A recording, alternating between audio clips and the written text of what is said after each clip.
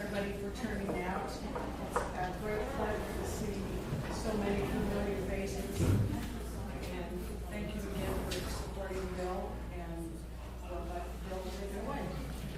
Okay.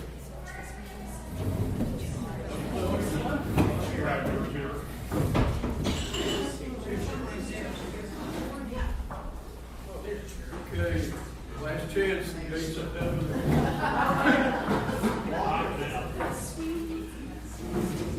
Well, which side is quick? Well, heaven will be on the side where the food is. Okay, good to see all of you, and this is a nice crowd. We're all kind of compacted together, but personally I really like that. So this is nice, good. Everybody should have a handout. If you don't have one, raise your hand. Everybody good. And if you were not here for any of the three previous sessions, there are some handouts on the table just on the other side of the curtain here. So you can grab one of those. Well, let me tell you this guy went to his doctor, and the doctor checked him out and said, you're in bad shape. He said, the best thing you can do is quit drinking, quit smoking, and quit running around. And the guy said, Doc, I don't deserve the best. What's the second best? So the doctor says, look, I want to talk to your wife a little. So the wife gets in there, and the doc says, now look, your husband's in bad shape. He's got a lot of anxiety, and what I want you to do is when he gets up in the morning, I want you to cook him a really good breakfast, send him off to work with a smile. When he gets home, let him put his feet up.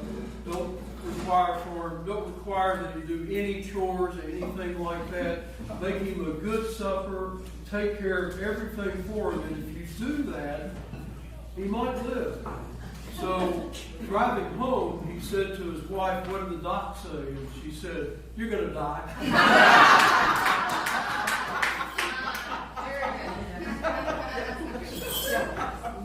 I think the women laugh more.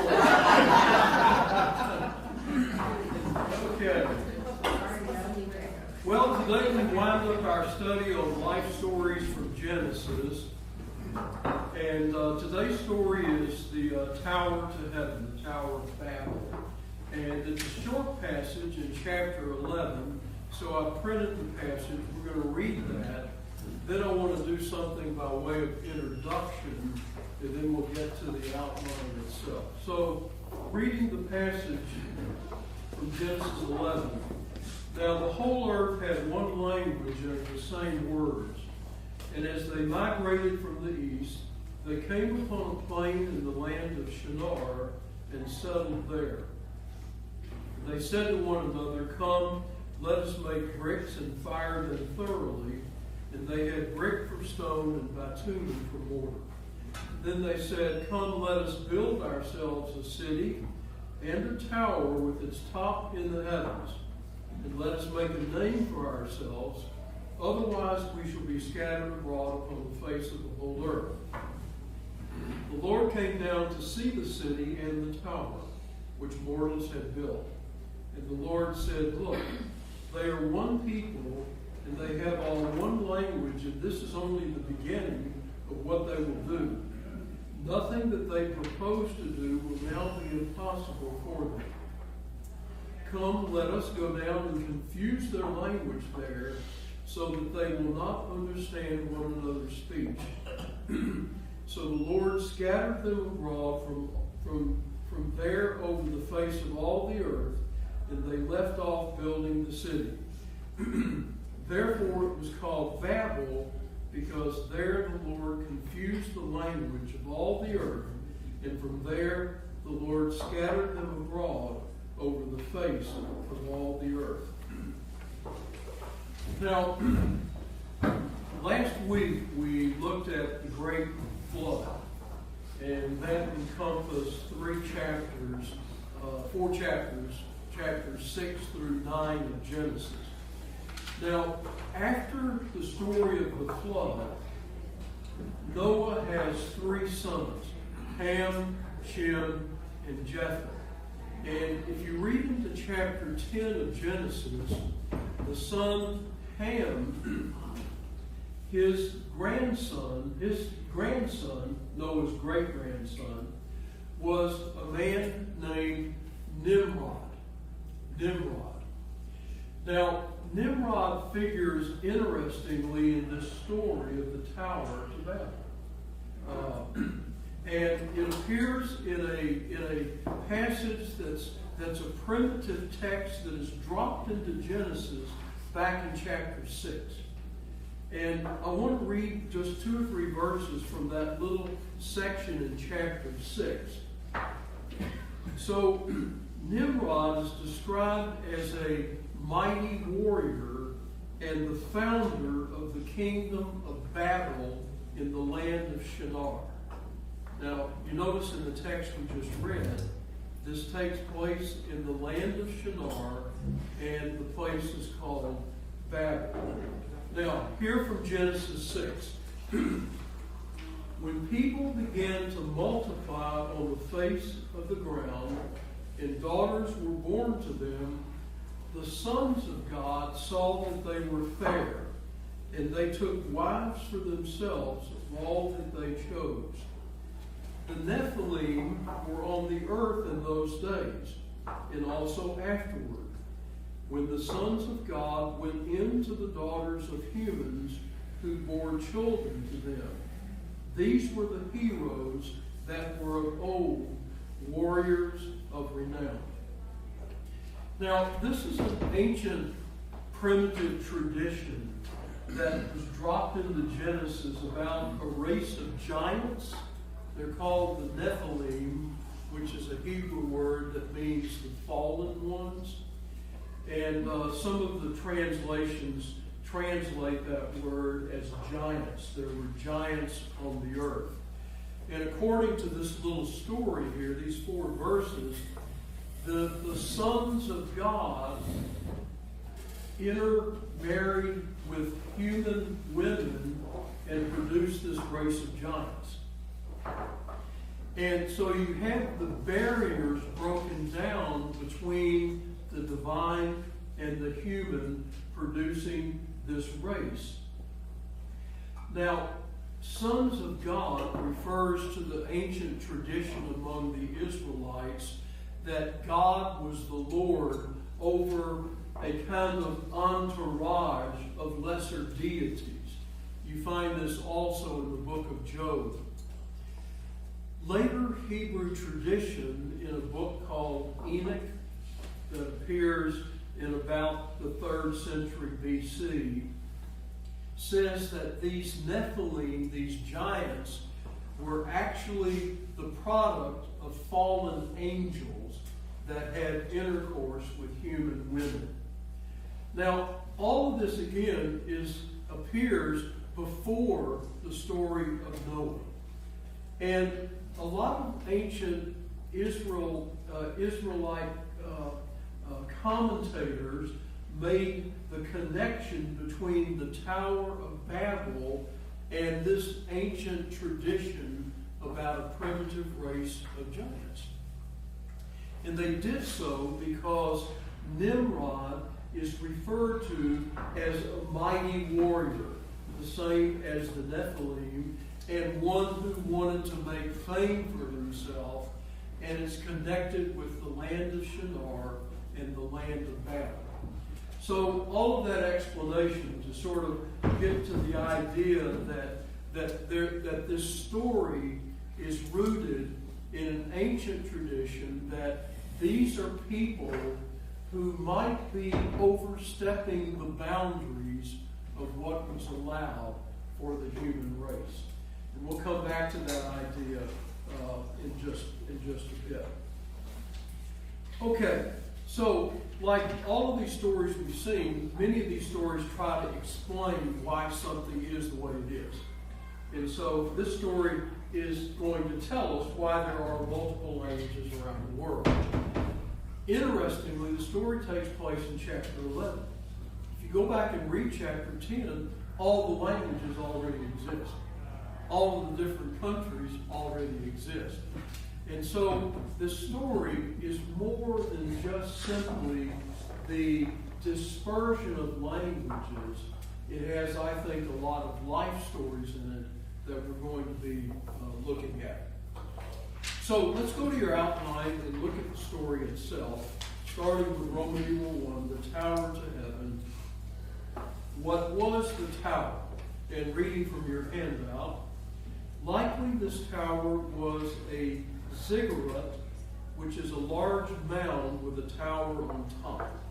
These towers were common in ancient Babylon and were built for observing the stars and possibly for worship of the heavenly bodies.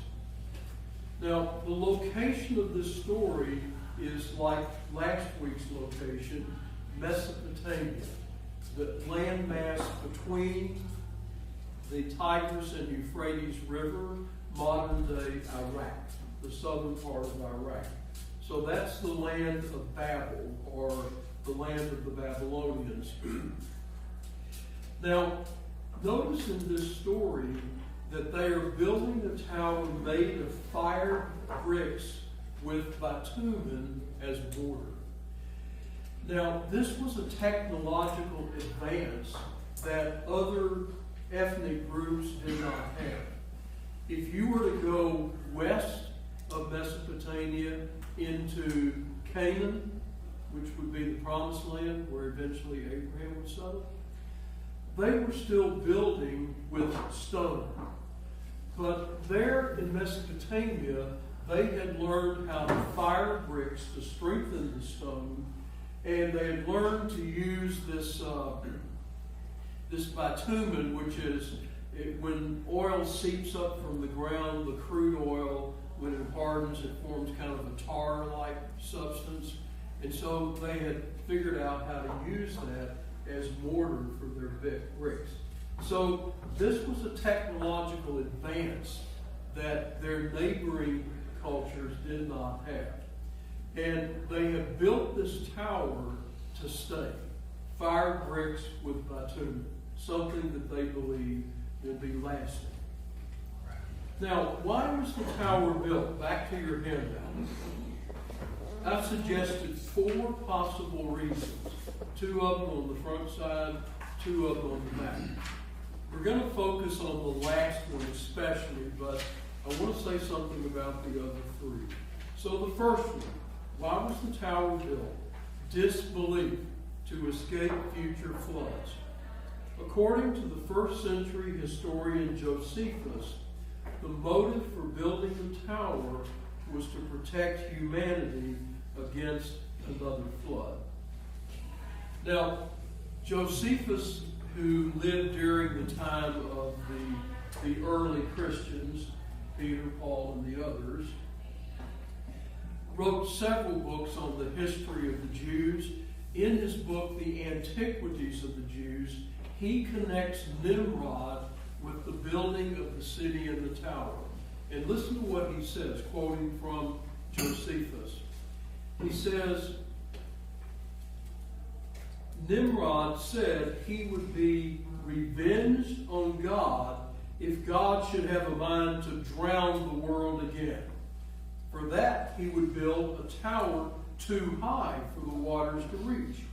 And he would avenge himself on God for destroying their forefathers.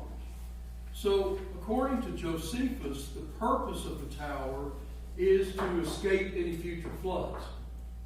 Now, you remember the text that we looked at about the flood.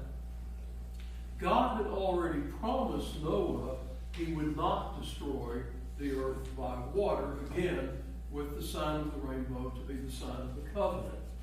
But Josephus sees the motive of Nimrod of one of disbelief.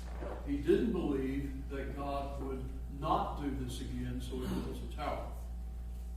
Look at a second possible reason. Why was the tower built? The bottom of your handout. Pride, the desire to build a name. Come, let us build ourselves a city and a tower with its top in the heavens. and let us make a name for ourselves. The city and the tower are signs of their self-reliance and desire for fame. One aspect of the element of pride might be the technological advances the Babylonians had made. The temptation to trust in human ingenuity rather than God is a perennial one. Now, there's a little more on that in the back, but let me hold off reading that for just a minute. So the idea here is that they're building this tower as an expression of their pride, their sense to exceed what others had not accomplished in the surrounding cultures. Now, I got to thinking about this business of pride and wanting to make a name for themselves and commemorating something with monuments and towers. In the news this past week, we had that story about the destruction of the statue of Jackie Robinson in Wichita.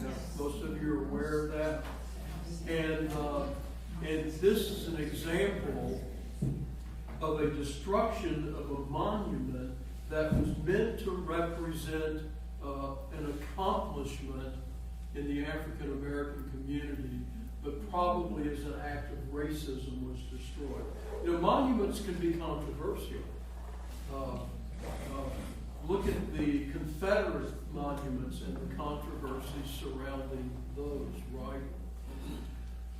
In the year 330, Constantine had become the emperor of the Roman Empire. And one of the things he did is he moved the capital of the empire from Rome to what at that time was called Byzantium. That's modern-day Istanbul in Turkey. And he changed the name of Byzantium to Constantinople, named it after himself. And to commemorate that name change, in 330, he had a large column built. It's called the Column of Constantine. And at the top of the column, he had a statue of himself, but with the body of the god Apollo. His face with Apollo's body. Well, his statue blew down in the 12th century. Blew it down. But it did last 9 centuries. And I knew that the column, the pillar of Constantine, the collar of Constantine was still standing, but I've never been to Istanbul. So I went to Dr. Google, and Dr. Google has pictures of it, and it's interesting. There's a fence around it, and it's in the middle of this bustling city, and nobody's paying any attention to it. Everybody's just walking right by it, still standing. But the idea of building a monument to commemorate yourself, after a while, it just disappears. And it's not there. Even if it's literally there. There was a great historian of religions named Mircea Eliade of the early 20th century. And Eliade talks about the importance in rituals of the building of things like towers and pillars and ladders and the city, you'll notice in the story, is in the center, as is the pillar, the ziggurat, the tower. And he talks about how this idea of ascending to God, where towers are built to break down the barriers between humans and gods. And those barriers are there for a reason. You remember in the story that we saw the first week I was here in Genesis 1 and chapter 2, that God says that they are not to eat of the fruit of the tree in the center of the garden, lest they become like us. And this is exactly the temptation of the serpent in chapter 3, verse 1, where the serpent says to Eve, did God tell you not to do this? God knows that if you eat of this, you will be like God. So this idea of building a monument, a tower to the heavens is in a way a continuation of what I called in your handout, the desire, the pride, the desire to build a name. I might also mention, by the way, that the ladder is a very important symbol also in our Judeo-Christian tradition. Because you remember the story of Jacob in his dream of a ladder? And you remember in this dream, angels are ascending and descending in the ladder. And there's a whole genre of devotional literature from the Middle Ages. Some call it ascent literature, because it's literature based on the idea that development in your Christian life is like climbing a ladder. And you go from this stage to this stage to that stage. And so the imagery here of the breaking down of pride is a very important one. Now, go back to your handout on the back side. I didn't read the upper part of number 2. Friedrich Nietzsche once said, God is dead and we have killed him. Is he right?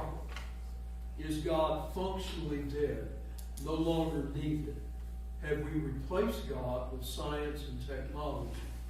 Is God only useful as a God of the gaps when we call upon for help, when we can't do it ourselves?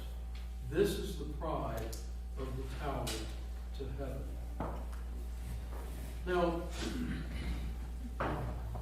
our technological society is a society that is heavily rooted in science.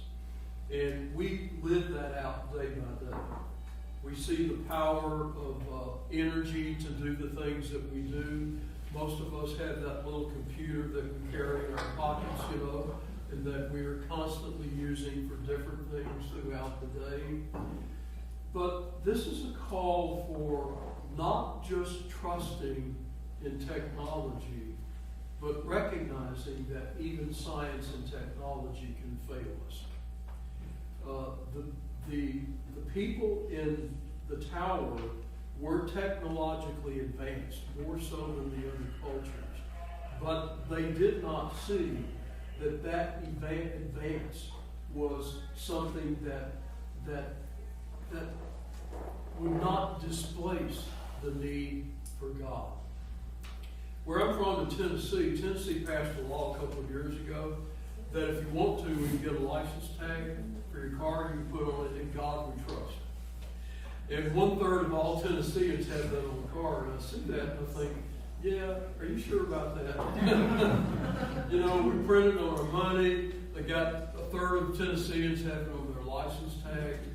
But we know that many times that is not true. That we live in a world where many times we trust in something else.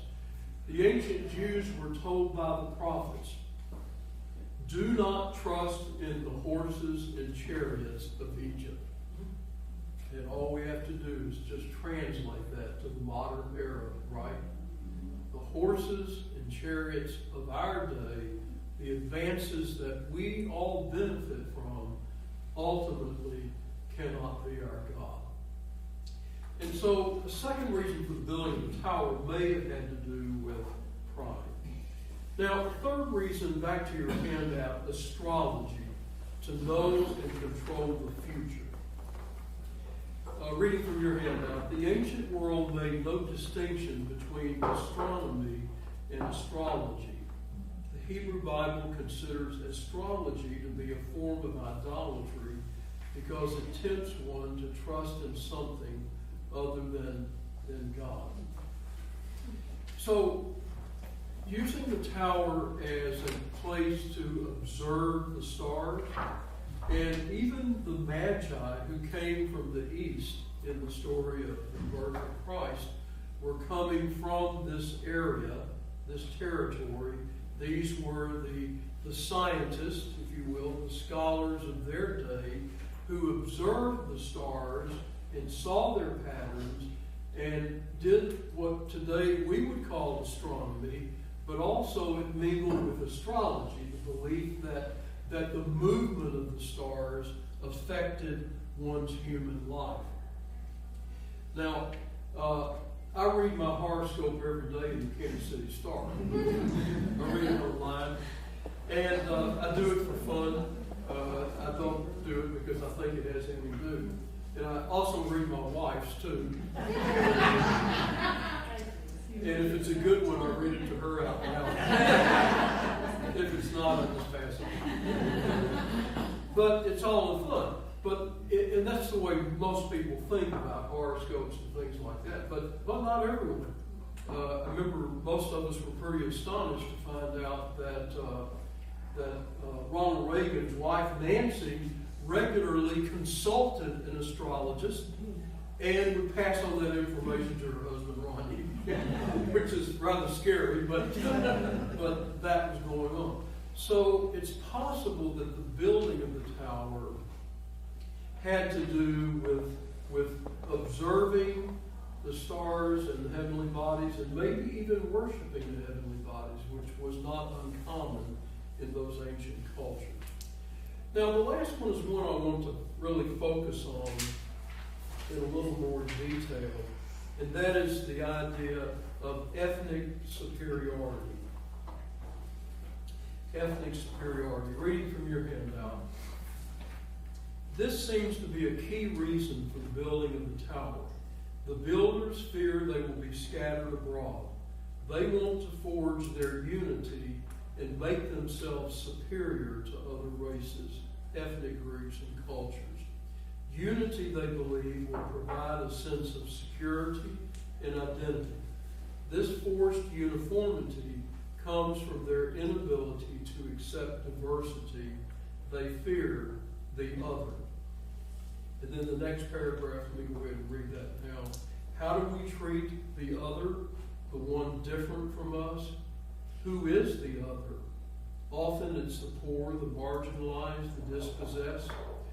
From liberation theology comes two phrases: God's preferential option for the poor and the prophetic position of the poor. God's outlook is universal. Babel's outlook is nationalistic. Diversity is God's plan. Now, I want to focus on this a little bit here, and the question of how do we treat the other. I once heard the word cult defined as any religion that's different from mine. That's pretty much it, you know. We tend to think of others as being outsiders. Some of you will remember in 1982 when England went to war with Argentina over the Falkland Islands. These were islands in the South Atlantic. My wife and my daughter and I, we lived in Argentina at that time. We were there for 7 years, where I taught at the International Theological Seminary. We were there during the war. And one of the sayings about war is the first casualty of war is the truth. And boy, that was really true in that war. During the day, I would get the news bulletins from Argentina, and they would be things like, well, we shot down 20 Harrier jets from the British today. Then at night, I would get on the shortwave and hear the BBC about how many Argentine planes they had shot down. No mention about their planes being lost or anything like that. But interestingly, the Argentines, all I knew was, of course, their perspective living there, but they turned this not just into a political war, but a religious war. Because Argentina was mostly a Roman Catholic country, Britain, Church of England. And so they turned it into a Protestant Catholic war.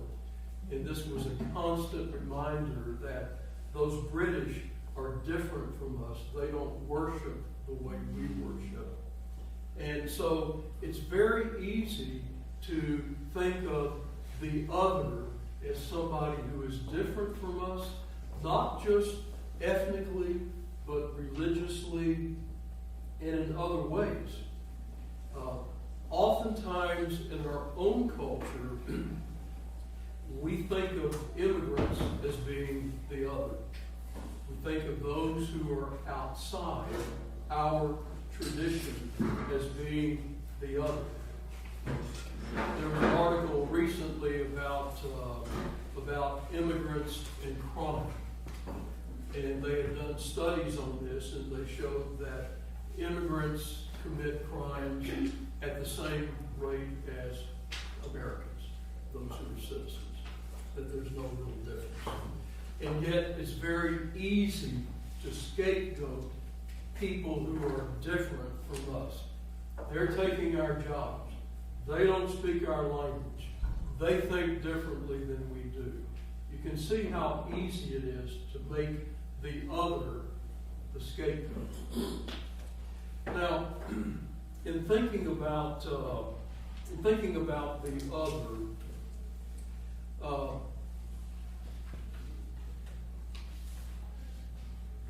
I wanted to mention these two phrases on your handout that come from liberation theology.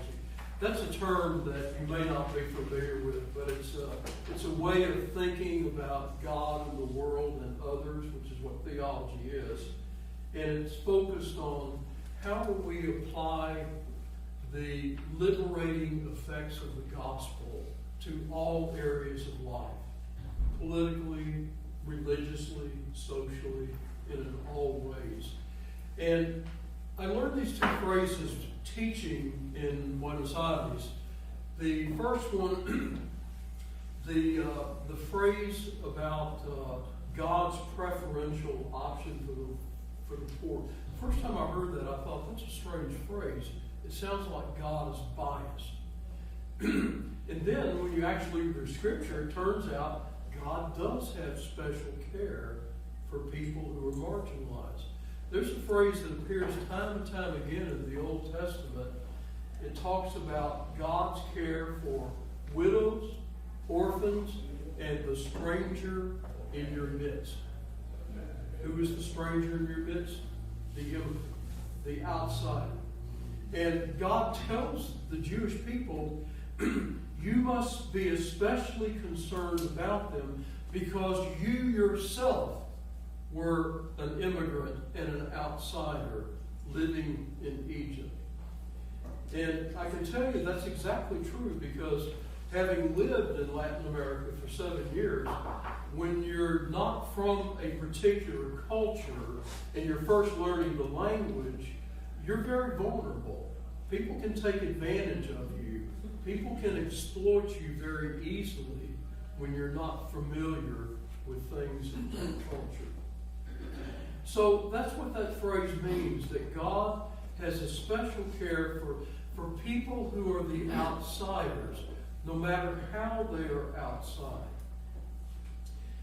And then that second phrase, the prophetic position of the poor. That prophetic there doesn't mean like foretelling or fortune telling or telling the future. Prophecy there means telling the truth. Telling the truth when it's difficult for that truth to be heard. And what that phrase means is that many times we can hear things only when they come from people who are marginalized. We need to listen to those who are outsiders. Why? Because they have nothing to lose. They can tell us the truth. A poor person is not protecting a 401k. A poor person is not protecting a big job. They can tell truth to power in ways that we need to hear. So, the point I want to make in this business about ethnic superiority is again that what binds us together is greater than what separates us. We recite the creed. We talk about one holy Catholic apostolic church, one universal church.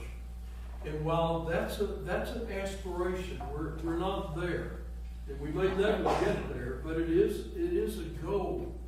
And that oneness breaks down barriers. In 1982, after that war ended with England, between England and Argentina, it started in April and ended in June. It was only 3 months, but a very deadly war for both sides. That summer, the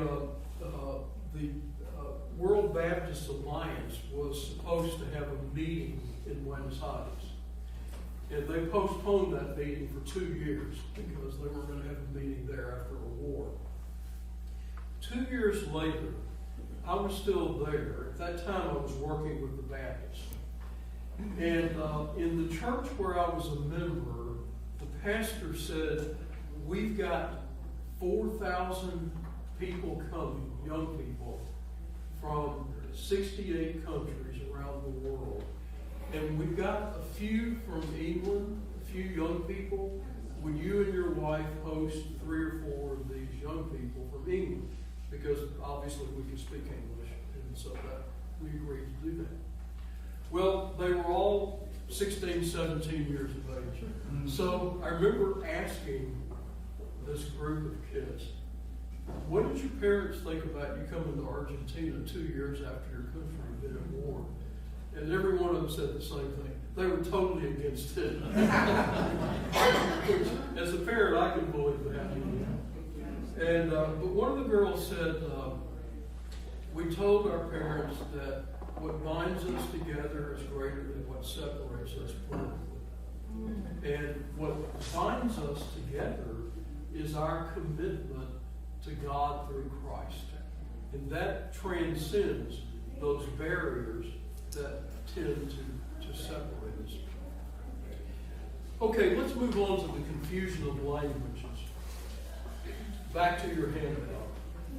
And I want to read all 3 of these short paragraphs. The word Babel comes from the Babylonian word which means to mix or confuse. Babel symbolizes our deafness and inability to communicate authentically. The blockages and distortions to communications are many. Sometimes we use different words, or we use the same words in different ways. Sometimes we just use the wrong word. At Pentecost, Jews from many nations with many languages gathered in Jerusalem to celebrate the festival. The Spirit of God descended with power, and despite their many languages, Peter's preaching was understood by all. Pentecost was a reversal of Babel. At Babel, humanity was scattered due to sin. But at Pentecost, humankind is united in Christ. Rather than people being scattered, misunderstood, and hostile, at Pentecost, the gospel breaks down barriers. Now, communication is the issue at Babel. And as I mentioned, the word Babel means to confuse or to mix. And it actually is from a deeper root, an Akkadian root. Akkadians were people who predated the Babylonians. And the deeper root meaning was the gate of the gods. The gate of the gods. And again, that's reminiscent of the story of Jacob. You remember after Jacob has the dream of the ladder with angels ascending and descending? He wakes up and he says, I have truly seen the gate of heaven. And so this represents again the communication between the divine world and human beings. Now, we all know that communication is difficult. And sometimes we get the wrong words. So let me tell you what happened to me a few years ago. My wife and I we took a trip to Spain, and we spent most of the time in Barcelona. And north of Barcelona, there's a Benedictine monastery on Montserrat. And Montserrat, literally it's a Latin phrase that means a serrated mountain. And it's a very steep mountain. And the monastery's been there for centuries. Back in the old days, of course, there were paths and you had to climb the mountain to get to the monastery. Now you ride a gondola. So we're in a gondola going up to the top of the mountain. And I'm chatting up the gondola driver in Spanish, of course. And I asked him, well, what I meant to ask him was, how many monks are there in the monastery up on the mountain? ¿Cuántos monjes hay arriba? Is the Spanish. And well, I got the word monks confused with another word, monos, which means monkeys. How many monkeys? He started laughing, and I realized immediately what I'd said. I recovered. In fact, I told him, I said, oh yeah, the monkeys are in the government, right? Oh yeah, so he got all off into the bad government of Spain and all this stuff. But yeah, so sometimes communication can be funny, and sometimes it can be very serious because we use words in ways maybe that others don't mean that. So at Babel, humanity is scattered. They're scattered because of their pride. It's rooted in the fear of the other. We want to build our city and be isolated. We don't want to be scattered. We don't want to be diverse. And yet, at the same time, it really points to what sin does to us. It isolates us not just from our true self, but it isolates us from each other.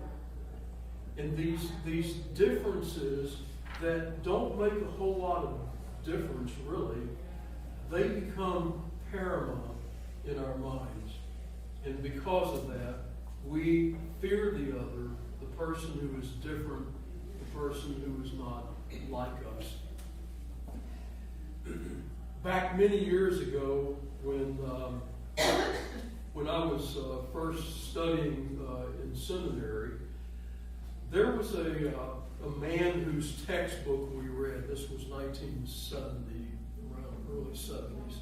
His name was Donald McGavran, and he was the founder of a movement at Fuller Seminary called the Church Growth Movement. And he had developed a principle that he called the homogeneous unit principle. And we were reading about this principle, and what the principle basically said is that if you want to grow a church, whether it's in the U.S. or somewhere around the world, bring in people who are just like each other. No. Same race, same language, same socioeconomic level, and so on. And you know what? He was right. He was successful. And he grew all these churches, particularly on the mission field. And yet there was something that didn't sound right about that principle. And it came under a lot of criticism later, as you can imagine, because of course we all feel comfortable around people who think like us, look like us, speak like us, and so on. That's where the comfort level is. And yet, the grace of God breaks down those barriers. And that's what we learn from this story of the tower. That God scatters because God wants to break down that homogeneous principle where we're all alike. Now, I don't pretend that we're all alike here. Because sometimes I think when we go to church, we all think, oh, we're all alike. We all agree politically, we all agree with this. No. There's a lot of diversity in our churches. A lot of diversity. And I had someone once tell me, they asked where I was a member, and I said, in the Episcopal Church. I said, oh, that's a very liberal church. You must have a bunch of liberals in your church. And I said, no. We got liberals, we got conservatives, we got middle of the road, we got everybody. So the idea that we all think alike, of course, is wrong. But in the things that count, we're unified. Think of the differences that God's grace breaks down. God doesn't care if we're Americans or Russians. God doesn't care if we're gay or straight. God doesn't care if we're trans or cisgender. God doesn't care if we speak English or Spanish. Those are barriers that have been broken down by the gospel. And when we allow those barriers to interfere with our unity in Christ, we are rebuilding the Tower of Babel again. Because you remember what the text says. The people said, let us build a tower. And God says, let us go down and see this tower. No matter how high it is, God still has to go down. Well, grace wins in the end, as we've seen in all of these stories. So back to your handout. The last point. After the incident at Babel, the great migration from Mesopotamia to Canaan, the promised land, begins, starting with Abraham, the father of the Jewish people. God's grace finds a way, overcoming the pride that seeks to divide. Grace unifies and gives us more than we can deserve or ever expect. You know, all of these stories we've looked at have a pretty heavy emphasis on sin and judgment. Adam and Eve kicked out of the garden. Cain is expelled after killing his brother. Humanity is wiped out in the great flood. The story today of the tower and the body scattered. But they all also have elements of God's grace. God provides and clothes Adam and Eve and provides for them outside the garden. God puts the mark on Cain so that no one will harm him, and blesses Adam and Eve with a new son, Seth. In the story last week, God preserves the family of Noah to repopulate the earth. And in our story today, grace ultimately reminds us that God still had a plan. Because Abraham, in the very next chapter, becomes the father of the race. And he moves out of Mesopotamia into the promised land. I think about those differences that Paul talked about that separated his people, Jew and Gentile, male and female, free and bondage. Well, we don't think about free and slave today, and maybe not even male and female and some of those, but we do think about the things that do separate us in our country. And so many of the social issues that have become politicized in our country today are rooted in a way of thinking that says, if you don't believe as I do, I can't be your friend, or I can't fellowship with you. Christ breaks all of that down, just like he broke down the enmity between those students from Argentina and those students from England. And so, I stress one more time to conclude. Ultimately, God's grace is free, it's unmerited, and therefore, it's for all.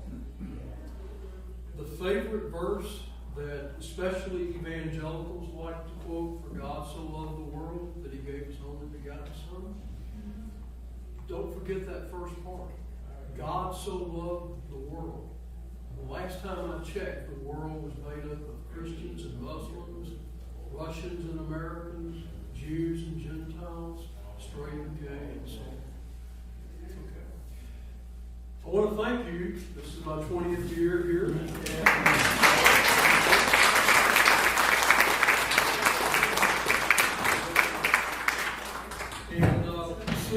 Assuming I have an invitation for next year, and assuming I don't get dementia between now and then, I will see you next year. Thank you.